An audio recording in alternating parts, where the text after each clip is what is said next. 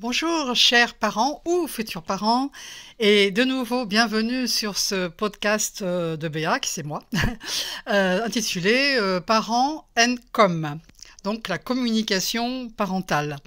Si vous n'avez pas suivi les 2 premiers podcasts, je vous engage à le faire. Ils vous expliqueront quand même les fondamentaux de la démarche que je propose. En tous les cas, pour aujourd'hui, voici l'épisode 2. Déjà, les semaines passent très vite, vous en savez autant que moi à ce sujet. Et donc, ce deuxième épisode va traiter du thème en particulier du parent parfait, briser le mythe. En effet, il faut bien être conscient, et je pense que vous l'êtes, que la parentalité, c'est un voyage où l'imperfection est la seule constante. Vos enfants, nos enfants, mettent nos nerfs à rude épreuve, nous confrontent à des défis inattendus et vous font questionner les compétences parentales. Et devinez quoi, c'est tout à fait normal. Alors, une petite parenthèse quand même pour dire la chose suivante, c'est que effectivement tout ça est normal, mais il y a quand même toujours en fond, dans l'inconscient ou le presque conscient du parent, l'idée malgré tout qu'il doit être parfait si il veut que son enfant soit heureux. Or, de toute façon, parent ou pas parent, vous le savez comme moi, la perfection, ça n'existe pas. Donc, une fois qu'on a bien déjà intégré ça, on peut avancer un peu plus loin.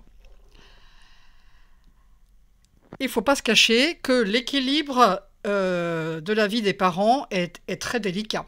Mêler la vie professionnelle, personnelle et familiale, on va dire que c'est un véritable numéro d'équilibriste. Justement, jongler entre réunion au travail, course après l'école, dîner à préparer et moments de qualité avec vos enfants peut effectivement sembler insurmontable. L'essentiel dans cette histoire, c'est de vous rappeler que vous faites de votre mieux chaque jour et faire de son mieux ne veut pas dire être le meilleur ou faire plus que ce que l'on peut faire, en tous les cas pas au point que cela provoque d'autres problèmes qui sont certainement à terme beaucoup plus sérieux et impactant toute la famille sur une certaine durée. Je pense à la dépression, burn-out, tout ce qui est charge mentale, etc. C'est donc bien de chercher la perfection et imposer des attentes irréalistes à nous-mêmes qui est le vrai piège. La simplicité, pour le coup, c'est d'accepter que la parentalité est un voyage avec des hauts et avec des bas, qui consiste en fait en un équilibre entre la compassion envers vous-même et la responsabilité envers vos enfants. Cette compassion et responsabilité réunies, vous pouvez les trouver en guérissant votre enfant intérieur. J'évoque beaucoup l'enfant intérieur dans les 2 premiers podcasts, mais je pense que je continuerai à le faire, car c'est quand même un peu au cœur de la démarche de ce podcast. Comment faire? Un petit résumé, simplement en prenant conscience de vos propres blessures intérieures. Vous êtes plus capable, plus équipé en fait pour comprendre et soutenir vos propres enfants. Pourquoi ne pas en fait célébrer l'imperfection pour une fois, au moins ici, n'est-ce pas? Trouvons la beauté dans cette quête inachevée qu'est l'imperfection. Admettez que vous ne serez jamais parfait, mais que chaque pas compte. Parents et futurs parents, embrassez donc l'imperfection et célébrez les moments de joie, d'amour et de croissance au sein de vos familles. Car en fait, c'est là que réside la véritable perfection.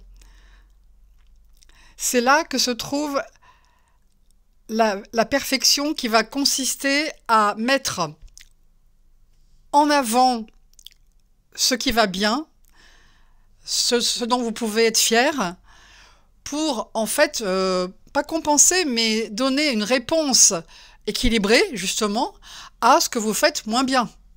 Voilà. Donc, renforcer ce qui est beau, ce qui est plein d'amour, et vous verrez que, pour le coup, vous ferez beaucoup moins attention, vous prêterez moins d'importance à ce qui vous semble être un peu plus défaillant, va-t-on dire. Voyez-vous, il y a une grosse différence entre être parent parfait et être parent conscient. Souhaitez-vous apprendre à votre enfant qu'une erreur ou un manquement n'est pas admissible? Peut-être et même sans doute, c'est ce que votre enfant intérieur a enregistré, c'est-à-dire ce que vous avez vécu vous-même pendant votre enfance. Mais sans doute souhaitez-vous plutôt, j'imagine, lui inculquer qu'être vulnérable, c'est être humain. Et comme je l'ai déjà dit, qu'il s'agit non pas d'être le meilleur, mais de faire de son mieux. Il s'agit aussi que, concernant les erreurs, soit on les corrige, soit on les répare, ou alors, si c'est pas possible, on en tire au moins les leçons et on en profite au passage pour mieux se connaître. Plongeons maintenant un peu plus profondément dans ce sujet du mythe du parent parfait qui concerne tant de parents prisonniers d'idéaux impossibles à atteindre. Qu'est-ce que ce parent parfait?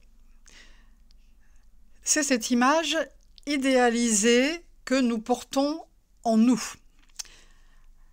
Par exemple, toujours patient même après une journée totalement épuisante, jamais dépassé par ses émotions, toujours en contrôle, capable de tout gérer, carrière, maison impeccable, repas équilibré, présent à chaque moment important de la vie de l'enfant, expert en développement de l'enfant et en éducation dite positive. Bien sûr, bien évidemment, cette image est renforcée par les réseaux sociaux, les magazines parentaux et parfois même notre entourage qui ne montre que la partie émergée de l'iceberg de la parentalité. Alors, quelles sont les différentes origines de cette pression? Comme je l'ai dit tout à l'heure, il y a d'abord notre propre enfance et les modèles parentaux que nous avons eus. Ensuite, il y a la peur de reproduire les erreurs de nos parents ou même de faire pire.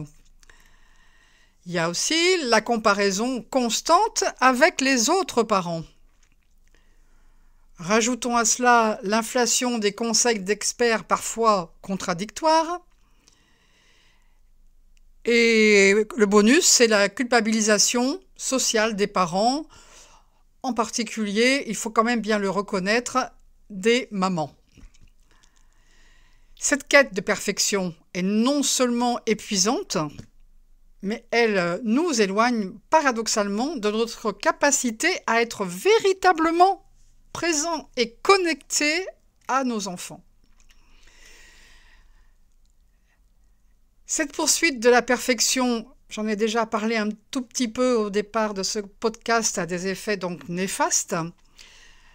L'épuisement parental et le risque de burn-out, l'anxiété permanente et le sentiment d'inadéquation, la difficulté à être authentique devant ses enfants. En plus, nous transmettons à nos enfants, un modèle totalement inatteignable. Donc, le schéma risque fortement de se répéter quand il sera lui-même parent. Et puis, il y a aussi des relations du coup superficielles où l'image prend le pas sur la connexion réelle. Paradoxalement donc, en voulant être des parents parfaits, nous privons nos enfants de modèles humains,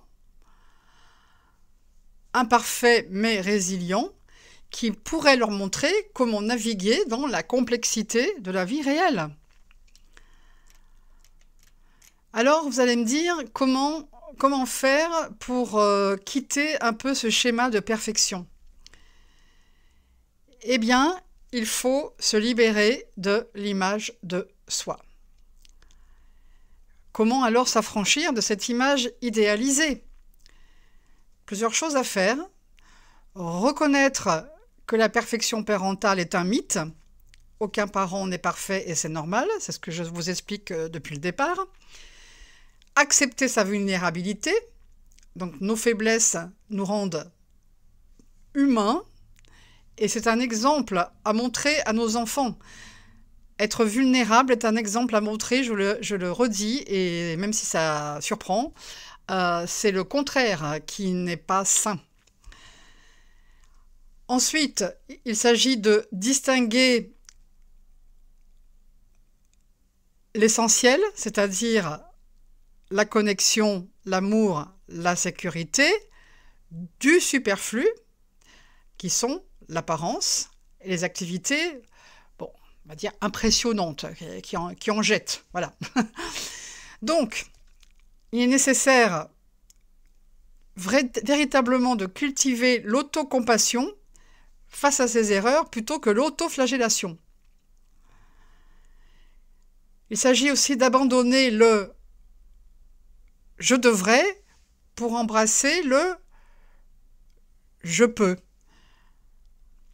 Par exemple, « je devrais être patiente en toutes circonstances » va devenir « je peux faire de mon mieux aujourd'hui ». C'est beaucoup, beaucoup plus raisonnable.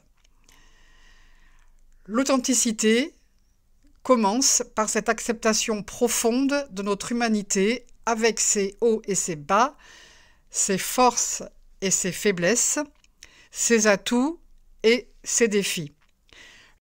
Il est grand temps que je vous donne un exemple. Prenons une maman qui a un souci. Par exemple, elle a appris une mauvaise nouvelle sur une amie, voilà, tout à fait récemment. Donc l'enfant, qui est une éponge, le ressent, lui demande « Tu ne vas pas bien, maman ?» La maman, pour rassurer son enfant, lui répond « Mais non, pourquoi dis-tu cela? Tout va bien ?»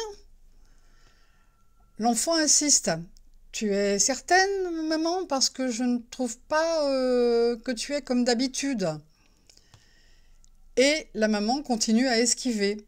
« Tout va bien, ne t'inquiète pas. Tu peux aller jouer avec ton frère. » Alors, bien sûr, nous savons bien que l'intention de la maman n'est pas de mentir à son enfant, mais de l'épargner. Cependant, en faisant cela, l'enfant finit par penser qu'il ne peut pas se fier à ses propres ressentis. Plus tard, dans sa vie d'adulte, il risque fort d'adopter ce schéma. Je ne dois pas me fier à mes ressentis car ils sont faux. Alors vous voyez bien que c'est quand même pas, je pense et j'en suis presque sûre, en tout cas pour la plupart d'entre vous, que ce n'est pas l'idéal d'une éducation saine et sereine. Et ce n'est pas l'idéal à transmettre pour que l'enfant s'épanouisse. Je vais maintenant, après cet exemple, vous donner quelques moyens pratiques pour cultiver votre authenticité. Voilà ce que vous pouvez faire. Vous pouvez, par exemple, tenir un journal de gratitude pour ce qui fonctionne dans votre parentalité. Voilà. Mettre en avant, je vous l'ai dit, le plus possible, tout ce qui se passe bien. Voilà, tout simplement. Vous pouvez aussi partager avec vos enfants une erreur que vous avez faite et lui dire ce que vous en avez appris. Il est possible aussi d'identifier 3 valeurs essentielles pour vous en tant que parent et puis vous concentrer sur elles, particulièrement, de manière un peu plus importante.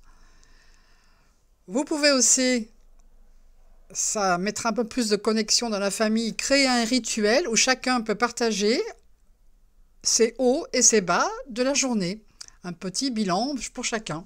Voilà, tout le monde écoute sans jugement. Vous pouvez aussi, bien sûr, plus largement, trouver une communauté de parents où vous pouvez être vous-même sans jugement. Voilà. Il y a plein de moyens, je vous en ai donné 5. Je pense que vous êtes suffisamment créatif pour en trouver d'autres, mais vous voyez l'idée, c'est de renforcer cette idée que être soi-même, c'est être apaisé. Voyez, en abandonnant le mythe du parent parfait pour embrasser une parentalité authentique, vous vous libérez d'un fardeau immense. Vous offrez à vos enfants non pas l'image d'un parent idéal, lequel, je répète, n'existe pas, mais la présence d'un être humain bien réel, certes imparfait, mais engagé, et qui les aime profondément, et qui les guide au mieux de ses capacités.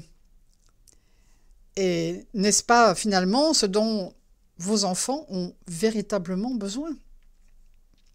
Ce sera ma conclusion d'aujourd'hui. Si cette vidéo vous a parlé, bien sûr, n'hésitez pas à la partager, à vous abonner à la chaîne et à me dire en commentaire comment vous vivez cette quête d'authenticité parentale. Je vous dis à bientôt pour un nouvel épisode. Au revoir.